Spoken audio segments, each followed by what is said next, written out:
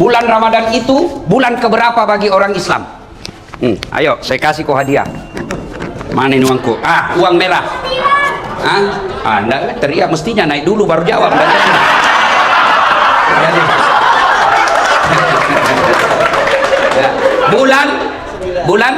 Bulan ke-9 ya sudahlah, karena kau masih kecil.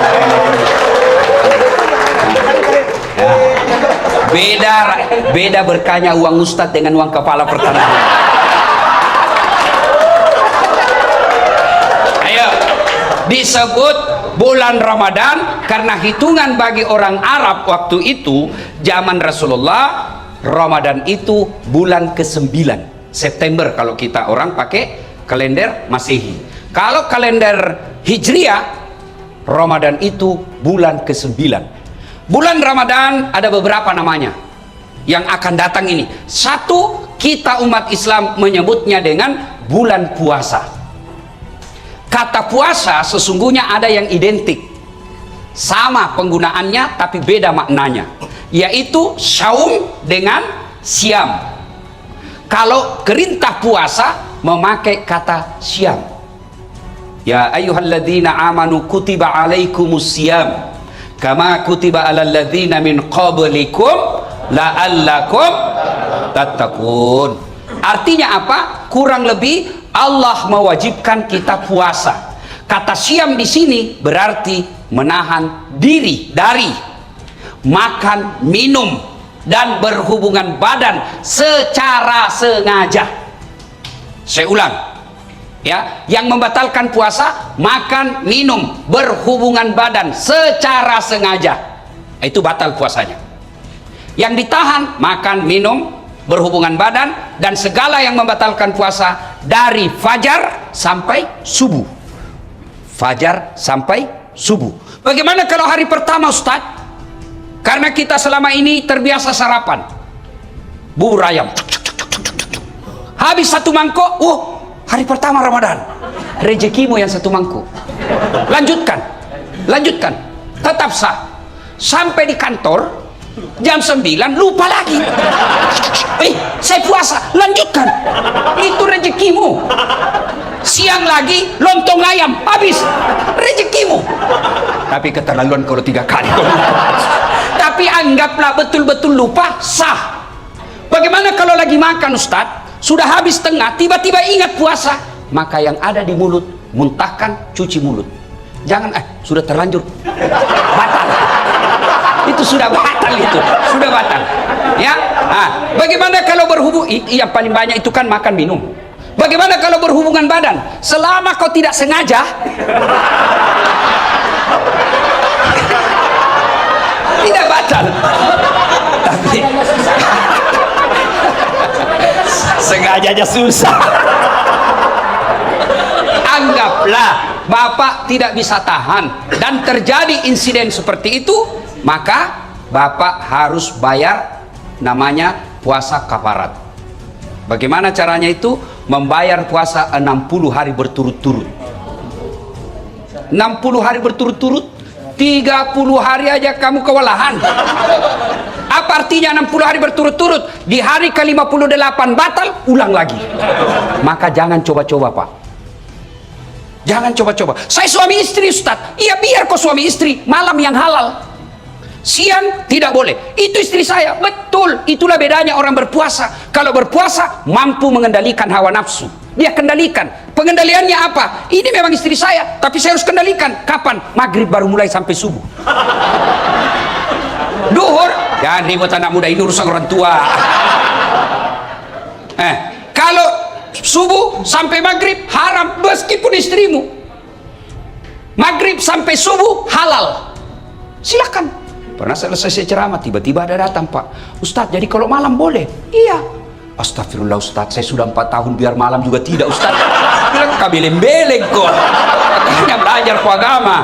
Datang pula Ustadz, jadi kalau kita Ustadz suami istri, ya siang enggak boleh, malam boleh. Kalau pacaran Ustadz jadi malam boleh, siang malam tidak boleh. Ayo, saum. Siam itu hanya sekedar makan, minum dan membatalkan puasa yang ditahan. Bagaimana kalau kumur-kumur Ustaz? kumur-kumur batal. Kenapa bisa? Saya lihat kau berkumur 3 kali masuk, cuma 1 keluar. Itu batal. Bagaimana? Itu bercanda. Kalau yang sebenarnya, selama niatmu bukan mau membasahi kerongkongan, tidak membatalkan puasa. Kapan niatmu sudah membasahi kerongkongan, batal. Bagaimana sikat gigi?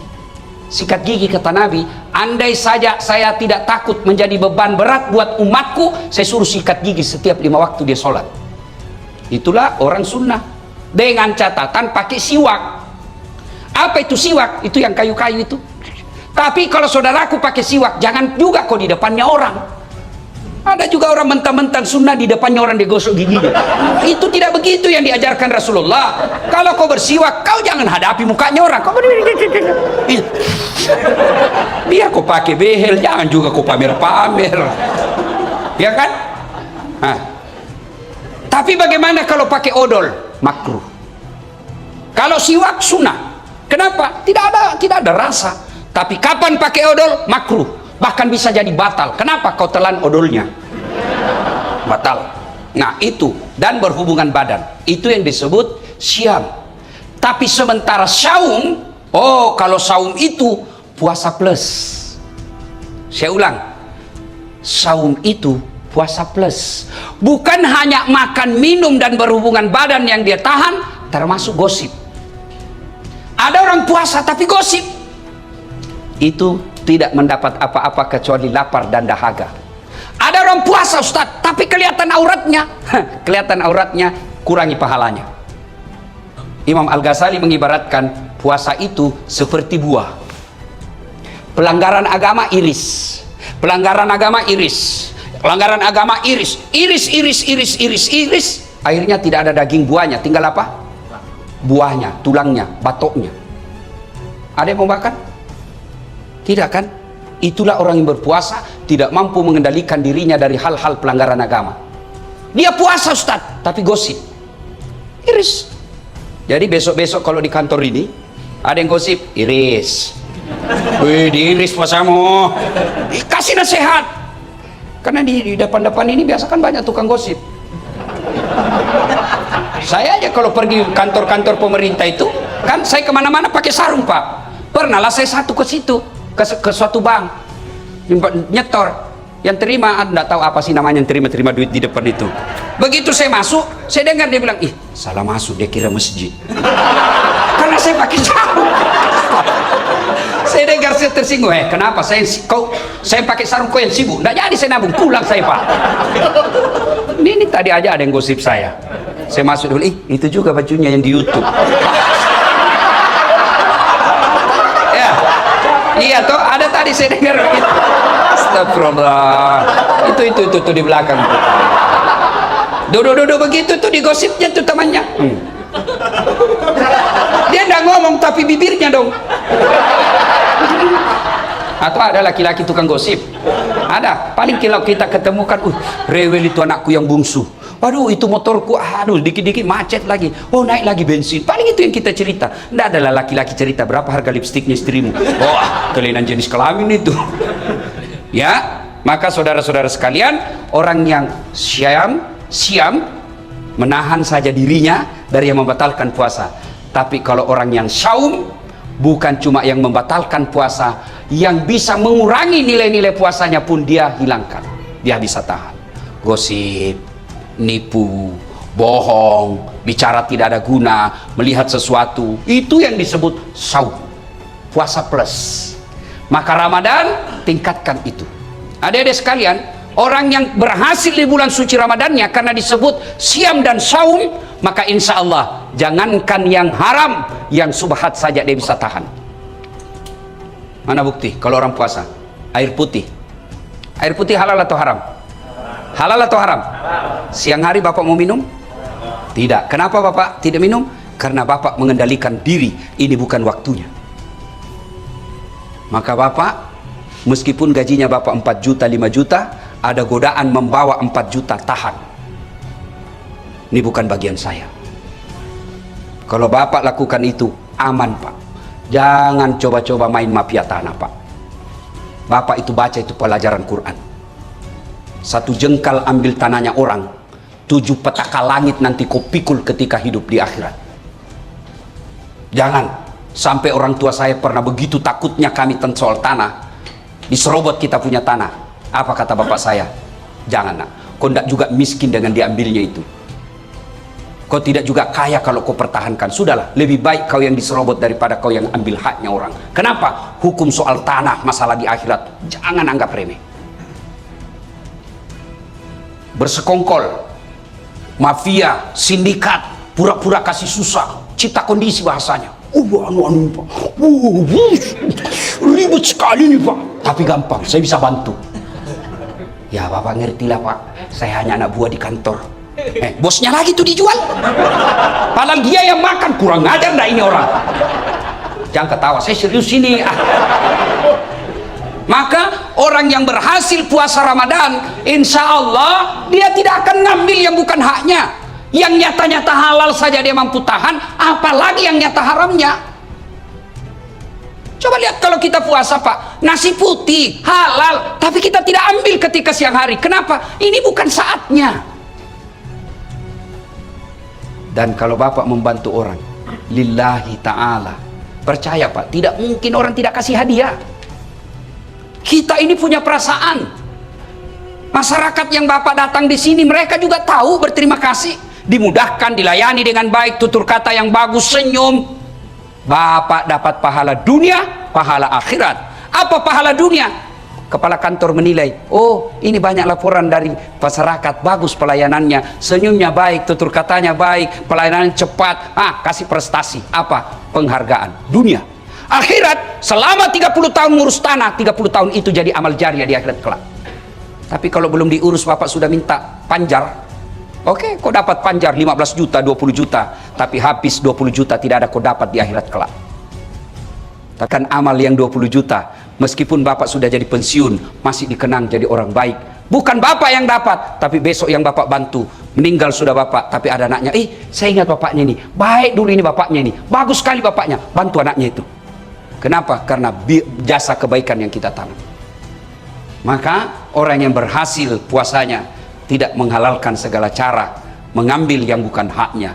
Karena orang berpuasa, yang nyata haknya saja mampu dia kendalikan, apalagi yang nyata bukan haknya, pasti dia mampu kendalikan diri. Puasa. Yang kedua, Ramadan disebut dengan bulan penuh ampunan atau bulan maghfirah. Seolah-olah Allah ingin berkata kepada kita, Das'at, 11 bulan kau lupakan saya, 11 bulan kau maksiat, 11 bulan kau tinggalkan saya, wala tai'asu min rauhillah, jangan kau putus asa, ampunanku jauh lebih besar. Kau datang membawa dosa penuh langit dan bumi, kata Allah, ampunanku jauh lebih besar. Kau datang bertobat dengan berlari, berjalan aku menyambutmu dengan berlari. Subhanallah, Allah sangat mencintai orang yang bertobat. Wala tai'asu min rauhillah. Ada yang selama ini tidak pakai jilbab, ada yang selama ini banyak berzina dengan pacarnya, ada yang selama ini banyak nipu, ada yang selama ini banyak menghalalkan segala cara. Kata Allah, kau jangan putus asa. Saya hadirkan kau 1 bulan untuk mencuci dan membersihkan dosa-dosamu. Ibaratnya Bapak bawa pakaian laundry kotor, Allah sediakan pencucinya. Apa itu? Bulan suci Ramadan. Maka merugi orang yang masuk Ramadan tidak memperbanyak bertobat. Bagaimana cara bertobatnya? 1, dengan pelihara puasa dengan sebaik-baiknya. Dengan puasa dengan sebaik-baiknya, otomatis mengampuni dosa. Rasulullah bersabda, man shoma ramadana imanan wa ihtisaban ghufira lahu ma taqaddama min zambihi. Barang siapa yang berpuasa di bulan suci Ramadan dengan niat iman dan ikhlas semata-mata karena Allah, diampuni dosanya yang telah lalu dan yang akan datang. Dengan puasa berarti Allah mengampuni dosa dan kesalahan kita. Yang kedua, bulan Ramadan ini cara bertobatnya, yang kedua adalah perbanyak istighfar. Astaghfirullahaladzim azim wa atubu ilaihi, la ilaha illa anta subhanaka inni kuntu minadz zalimin. Istighfar paling baik menjelang buka puasa. Makanya dulu sebelum ada TV-TV swasta, TVRI kan kita lihat menjelang buka puasa kan istighfar. 5 menit sebelum buka puasa sudah istighfar itu televisi. Nashhadu Allah ilaha illallah wa nastaghfirullah nas'aluka ridaka wal jannah wa na'udzubika min sakhatika wan nar. Sekarang hilang semua itu Pak. Yang ada begitu mau buka puasa, saya ketua partai ini, tidak ada urusan sama kamu. Saya ini direktur ini apa semua itu. Akhirnya orang yang tadinya secara nasional istighfar melalui media massa, hilang semua itu. Maka saudaraku, menjelang buka puasa banyak-banyak istighfar. Duduk istighfar menghadap ke kiblat. Bagus lagi kalau dalam masjid. Nashhadu Allah ilaha illallah wa nastaghfirullah nas'aluka ridhaka wal jannah wa na'udzubika min sakhatika wan nar. Ulang-ulang itu. Tapi sebaiknya jangan depan makanan. Karena kalau bapak depan makanan, mulut istighfar, hati yang mana dulu saya makan ini. Aduh Allah ilah pisang hijau wanau es batu basu akhirnya tidak konsentrasi. Istighfar, cara pertama menghapus dosa, sempurnakan puasa. Cara kedua, perbanyak istighfar. La ilaha illa anta subhanaka inni kuntu minadh-dhalimin. Atau bapak bangun sholat tengah malam, istighfar kepada Allah, ya, astaghfirullah rabbal baroya, astaghfirullah minal hatoya. Syarat bertobat, tobat nasuha: 1, menyesal; 2, mengakui; 3, tidak mengulang; 4, ganti dengan kebaikan. Kata Allah, dosa apapun selain kau tidak mengaku kepada Allah, semua dosamu saya ampuni. Dengan catatan dosa yang sifatnya kepada Allah. Sementara dosa jenis kedua yang sifatnya kepada pegawai kantor, teman kantor, tetangga, istri, itu belum diampuni sebelum meminta maaf sama yang bersangkutan. Tobat nasuha. Jangan tobat ibu hamil. Pernah lihat tobat ibu hamil? Teriak-teriakan, ampun pak, terakhir saya hamil, tidak mau lagi saya menderita. 5 bulan kemudian hamil lagi, sudah minta ampun hamil. Jangan. Tapi tobatnya dengan cara apa? Ya ayyuhalladzina amanu tuba ilallahi taubatan nasuha. Ramadan disebut bulan penuh ampunan, maka bertaubatlah. Duduk sambil buka puasa istighfar. Tengah malam ada masa kita bangun, sholat sunnah taubat. Bagaimana sholat sunnah taubat Ustadz? Sama sholat sunnah yang lain, bedanya cuma niat. Kalau tahajud, niatnya tahajud. Kalau duha, syaratnya pagi hari. Tidak boleh bapak sholat duha jam 7 malam. Begitu juga bapak tidak boleh sholat tahajud jam 8 pagi. Jadi tata caranya sama, waktu dan niatnya berbeda. Kalau tahajud waktunya malam hari, syaratnya harus sudah tidur. Berapa rakaat? Minimal 2 sampai dengan 8. Bacaannya sama. Kalau duha waktunya pagi hari. Jam berapa Ustadz? Kira-kira jam 7 sampai menjelang duhur. Berapa? 2 sampai 8. Artinya apa? 2 boleh, 4 bagus, 6 utama, 8 lebih utama. Apa niatnya? Boleh diucapkan, boleh tidak. Itu kalau duha. Kalau sholat sunat taubat, ya niatnya taubat. Bacaannya sama. Bagaimana caranya? Sama cara sholat sunat taraweh. Niat yang beda. Nah, kalau sholat sunat taubat, bapak berdiri misalnya jam 1 dini hari.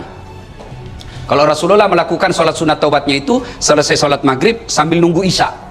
Jadi misalnya bapak sudah buka puasa, ke masjid mau taraweh, datang lebih awal, sampai di masjid sholat taubat dulu, 2 rakaat minimal. Bagaimana caranya? Menghadap kiblat, niat sholli sunatal taubat rakataini lillahi ta'ala, Allahu Akbar. Saya tidak hafal itu Ustaz, bahasa Indonesia saja. Saya niat sholat sunat taubat 2 rakaat sunnah, hukumnya bagi saya lillahi ta'ala, Allahu Akbar. Saya juga tidak tahu Ustaz, ambil jalan praktis, berdiri tegak menghadap kiblat, kau bilang saja begini, Tuhan sholat sunat taubat nah, Allahu Akbar. Boleh, kita ketawa, saya serius ini. Boleh, baca praktis itu. 2 rakaat berikutnya ulang lagi, Tuhan masih seperti yang tadi, Allah. Boh, daripada kau tunggu hafal bahasa Arab, nggak hafal-hafal, nggak sholatlah kau. Ada anak muda masuk masjid, takbir Allah, ada ulang lagi. Ada ulang. Dia langsung duduk. Saya tanya anak muda, kenapa tidak jadi sholat? Saya lupa sholinya Ustaz. Sudah, kalau mau bahasanya sholli sunatal taubat rakataini lillahi ta'ala, Allahu Akbar. Tidak hafal bahasa Indonesia. Saya niat sholat sunat taubat 2 rakaat sunnah, hukumnya bagi saya lillahi ta'ala, Allahu Akbar. Takbirnya macam-macam. Ada yang takbir begini, Allahu Akbar, ada dalilnya dan ada pendapat ulama. Ada juga yang begini, Allahu Akbar, ada dalilnya dan didukung pendapat ulama. Terserah, bapak mau begini silahkan, mau begini silahkan. Yang penting jangan merasa benar sendiri. Mentang-mentang bapak begini menyalahkan yang begini, mentang-mentang yang begini dia salahkan begini. Silakan pakai tanpa menyalahkan pendapat orang lain. Ada juga saya lihat yang kayak tidak makan 2 hari. Ada juga saya begitu. Ada juga ya. Ada toh? Ada Bapak lihat kan? Ada juga. Ya, masuk masjid.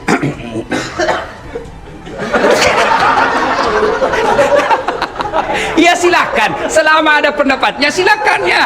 Ya, meletakkan tangannya macam-macam pendapat ulama. 1, Allahu Akbar antara pusat dengan dada.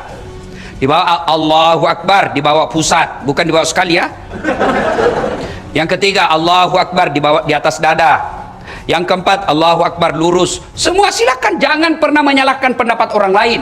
Bapak mau begini silakan, tapi kalau bapak begini hanya karena mau mengatakan dalam hati saya beda sendiri. Ada itu begitu, bukan karena kedalaman ilmu dan kajiannya, tapi karena saya dong lain sendiri. Silakan, jangan kau celah pendapat orang. Ada juga yang begini, santai aja. Silakan, jangan kepala pendapat. Semua boleh. Yang mana tidak boleh? Kalau kau gunakan semuanya. Allahu Akbar.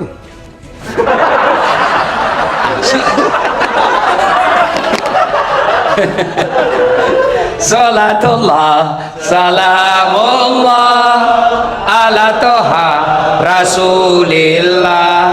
Salatullah salamullah ala yasin habibillah. Maka Bapak Ibu, kalau mau bertobat di bulan suci Ramadan, sempurnakan puasanya, perbanyak istighfar, sholat taubat. Waktunya Ustadz, paling baik selesai sholat maghrib, Bapak ke masjid lebih awal, sebelum masuk waktu Isya, Bapak menunaikannya. 2 rakaat minimal, 4 rakaat bagus, 6 rakaat itulah yang baik. Terbaik. Kapan tobatnya Ustadz? Ketika sujud terakhir.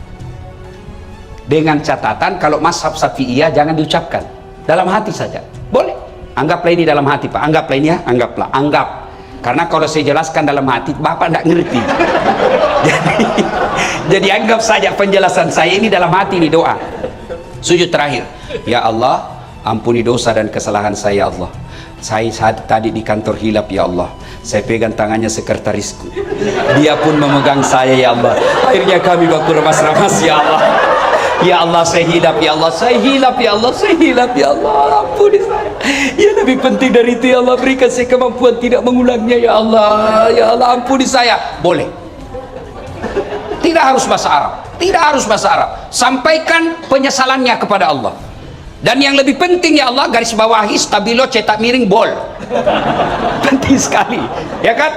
Yang lebih penting dari itu ya Allah, jangan engkau palingkan setelah engkau berikan hidayah. Rabbana la tusik qulubana ba'da is hadaitana wa hab lana min ladunka rahmah. Maka saudaraku, bulan suci Ramadan merugi kalian kalau tidak mendapat ampunan dari Allah Subhanahu wa taala. Ibaratnya Bapak masukkan tempat cuci mobilnya, Bapak masukkan cuci pakaiannya, ternyata keluar dari cucian itu tetap kotor. Merugi. Maka disebut bulan penuh ampunan. Maka bertobat. Yang ketiga, bulan disebut Ramadan bulan kemuliaan. Kenapa disebut bulan kemuliaan? Karena pada malam itu ada satu malam yang lebih mulia daripada 1000 bulan. Inna anzalnahu fi lailatul qadar wa ma adraka ma lailatul qadar. Lailatul qadr khairum min alfi syahr. Tanassalul malaikatu warruh fiha bi izni rabbih min kulli amrin salam khiya hatta matla'il fajr. Ayat ini kurang lebih menerjemahkan ada satu malam yang lebih mulia daripada 1000 bulan. Bapak tahu artinya 1000 bulan? Berapa itu? 83 tahun. Satu malam Bapak beribadah, pada malam itu kalau Bapak melakukannya lebih mulia daripada 83 tahun berturut-turut Bapak berbuat baik. Ada di sini yang sudah sholat 83 tahun berturut-turut tidak pernah singgah? Ada? 10 menit aja kita taubat Pak. Pulang sholat subuh dia bilang galiran sesat itu Ustaz. Kenapa? Dia bilang sholat subuh 3 rakaat Ustaz. Bukan 3 rakaat, sujud tilawah itu namanya dong. Ampun lagi saya kesana Ustaz. Kenapa dia panjang sekali bacanya Pak Imam Ustaz? Kenapa? Surah Yasin dia bagi 2. Itu harus surah Yasin atau Bapak sudah ampun. Maka tidak mungkin ada manusia mampu berbuat baik 80 tahun, 83 tahun berturut-turut. Tapi jangan putus asa. Bapak melakukan kebaikan pada malam Lailatul Qadar itu lebih mulia. Artinya lebih tinggi daripada 83 tahun. Makanya disebut malam penuh kemuliaan. Maka merugi orang yang mendapati bulan suci Ramadan tidak mempergunakannya dengan sebaik-baiknya. Bagaimana ciri-ciri Lailatul Qadar itu, Ustaz? Berbeda pendapat ulama. Ulama mengumumkan malam Lailatul Qadar itu turun mulai dari malam 17 Ramadan sampai dengan akhir Ramadan di setiap malam ganjil. Berarti 17, 19, 21, 23, 25, 27, 29. Diringkas lagi oleh majelis ulama, mayoritas ulama, 10 malam terakhir malam ganjil. Berarti 21, 23, 25, 27, 29. Mereka ringkas lagi jumhur ulama. Artinya mayoritas ulama berpendapat Lailatul Qadar itu ditengarai jatuhnya di 27 Ramadan. Makanya kalau orang umroh itu, Pak, malam 27 Ramadan itu bisa ratusan juta. Kenapa? Karena di situ malam spesial. Ibaratnya toko Grand Sale apa, ya itulah dia. Iya, karena mau juga gaya-gaya ini salah-salah, Pak. Iya kan, dapat diskon besar. Saya mau baju ini pada saat saya datang harganya 100.000, maka saya cari kapan waktunya dia diskon. Begitu besok saya datang yang tadinya 100.000 tinggal 10.000, tentu bodoh saya ketika saya tidak beli pada waktu itu. Kenapa? Harganya diskon besar, kualitasnya sama, masa saya tidak beli? Maka bulan Ramadan keliru orang yang tidak mendapatkannya, berlomba-lomba, berpastabikul khairat menyambut malam Lailatul Qadar itu. Apa yang dilakukan, Ustaz? Segala kebaikan. Bapak yang punya duit, tunggu Lailatul Qadar dengan malam itu bersedekah. Bapak tidak punya duit, tunggu Lailatul Qadar dengan cara apa? Tadarusan. Baca ayat suci Al-Quran. Sudah baca ayat suci Al-Quran, salat lail, salat tengah malam. Salat lail itu bisa bermula dari apa? Bapak salat sunnah wudhu dulu.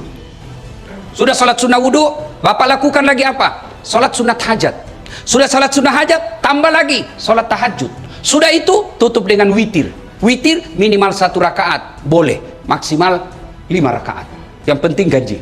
Sudah itu masih ada waktu menunggu waktu subuh, apa yang kita lakukan? Zikir. Subhanallah, alhamdulillah, Allahu Akbar, la ilaha illallah, huwallahu Akbar. Yang penting zikirnya jangan buru-buru. Banyak orang zikir tidak jelas zikirnya, seolah makan pisang goreng panas. Apa artinya itu, Mas? Dia bilang, Dula, apa kau panggil saya? Siapa panggil? Itu saya dengar tadi, Dula. Ayo ibu bapak saudara-saudara sekalian, maka masuk Ramadan, nantikan Lailatul Qadar. Berikutnya, Ramadan malam dikabulkannya doa-doa umat manusia. Bahkan Allah malu tidak mengabulkan doanya orang-orang yang berdoa pada malam itu. Berdoalah. Bapak mau naik pangkat, tidak usah cari muka sama kepala kantor. Tidak usah. Biar kepala kantor senang, kalau istri beliau tidak senang, tidak jalan kamu. Serius. Ayo, ngapain cari muka sama kanwil? Ngapain cari muka sama menteri? Mereka ada masa jabatannya. Kalau Allah yang melindungi kalian, satu dunia mau menjatuhkan tidak akan mampu. Satu dunia mau memuliakan kalian, Allah yang jatuhkan, jatuh kamu. Maka daripada cari muka sama manusia, mending Anda minta kepada Allah Subhanahu wa Ta'ala, berdoa. Doa tidak harus pakai bahasa Arab. Bapak Ibu yang saya muliakan, saya bukan mau takabur. Ini hanya saya mau tunjukkan bagaimana hebatnya kekuatan doa. Lihat itu gelarnya Ustadz Das'ad, yang selalu salah-salah disebut tadi MC. Coba lihat gelar saya, Doktor 2, Pak. Kalau dokter disiplin ilmu yang bersamaan tidak istimewa, Pak. Disiplin ilmu yang berbeda. Oke, disiplin ilmu yang berbeda, tapi kalau negara yang sama tidak istimewa, Pak. Ini disiplin ilmu yang berbeda, negara yang berbeda, waktu yang sama. Orang bilang tidak masuk akal. Sampai saya difitnah waktu itu, tidak kuliah itu, bohong-bohong aja itu. Saya tidak balas, Pak. Saya cuma share saya punya ijazah. Nih loh ijazah saya. Itu doktor dalam negeri. Kalau Bapak lihat gelar PhD, itu insya Allah dari luar negeri itu. Philosophy of Doctor. Tidak masuk akal. Tapi tidak ada yang tidak masuk akal. S1 saya juga 2. Bersamaan waktunya. Bisa selesai. Orang biasa tidak masuk akal. Tidak ada yang tidak masuk akal kalau Allah menolongmu. Maka kecil yang pegawai honor mau jadi pegawai tetap ASN, kecil buat Allah. Ada aja caranya buat Allah kasih jadi kalian. Ada pegawai honor di sini? Pegawai honor saya tahu, PTT, pegawai tidak tetap. 5 tahun kemudian TTP, tetap tidak pegawai. Lagunya itu kan, lagunya PTT, pegawai tidak tetap. Berakit-rakit dahulu, berenang-renang ke tepian, sakit-sakit dahulu, susah-susah dahulu, lalu kemudian tetap susah. Sudahlah, kecil buat Allah, kecil buat Allah. Tapi saudaraku pegawai honor, Anda lebih mulia di sisi Allah daripada yang definitif ASN tapi kerjanya hanya merintah-merintah saja, tidak pernah mau terlibat mengurus orang. Anda pegawai honor jauh lebih mulia di hadapan Allah. Kalau yang pegawai yang sudah ada nipnya di belakang saja, tidak ngurus padahal dia punya kerja, dia tanggung jawabnya di akhirat besar. Sudah dikasih oleh negara, dibiayai, dikasih honor, kasih tunjangan, lalu pegawai honor semua kau kasih untuk kerja, padahal itu juga kewajibanmu, kau makan gaji buta. Kan ketawa, saya serius ini. Hati-hati yang suka ngambil barang-barang kantor. Sudah ada tertulis inventaris kantor pertanahan Jakarta Timur. Ada di rumahnya. Pak, yang ada kejadian itu Pak, kasih kembali sebelum Ramadan. Selama Bapak simpan dan itu Bapak ambil secara tidak halal, itu yang menghalangi doa Ramadan. Maka besok kembalikan. Datangi Bapak kepala pertanahan, Pak, ada dulu laptop hilang Pak. Maafkan saya Pak, saya hilang Pak, saya hilang Pak. Kembalikan. Kursi-kursi kembalikan, printer, monitor, kertas, kas kembali semua. Tidak dipakai lagi, bukan hakmu. Tinggal aja berkarat, bukan hakmu. Itu uang negara, bukan kau punya hak. Jangan kau dimasukin setan. Daripada cuma tinggal di kantor dan dipakai, bukan hakmu. Jangan tergoda. Dan orang yang tidak kembalikan barangnya orang sebelum dia mati Pak, itu di padang mahsyar disuruh pikul. Suruh pikul Pak. Jadi kalau Bapak pernah ngambil uang kantor 200 juta, lu suruh pikul kau itu 200 juta. Dia bilang ringan aja itu Ustaz, kalau dolar Singapura 2 lembar aja itu Ustaz. Iya kalau dolar Singapura, kalau uang koin 10 rupiah apa kok pikul itu 20 karung. Lewat security, saya dipecat gara-gara ini, ternyata Bapak yang ambil. Jadi kembaliin, saya serius, kembalikan kalau ada yang ngambil barang kantor kemarin. Nulis skripsi anaknya ngambil kertas di kantor haram, ngambil tinta haram. Nggak usah kau baku lihat-lihat. Saudara-saudara sekalian, berdoalah kepada Allah. Saudaraku dengar, kalian yang pegawai honor jauh lebih mulia daripada kalian jadi pegawai tapi nyogok 500 juta jadi pegawai sampai pensiun itu kau tidak bisa kembalikan uang 500 juta. Berapa gajinya orang di sini? 500 juta kau bisa kembalikan. Hidup di Jakarta 5 juta per bulan hanya operasionalmu, apalagi mau kembalikan 500 juta itu. Dan pendapat ulama, orang yang masuk pegawai karena nyogok, selama gajinya dia makan, selama itu dia makan uang haram. Hati-hati. Termasuk anggota DPR terpilih karena nyogok, dia makan gajinya itu uang haram. Ada Bapak kenal anggota DPR menang karena nyogok? Ada di tengah-tengah kita, ada di kampung, ada toh? Jangan ku salahkan dia, salahkan kau kenapa kau pilih.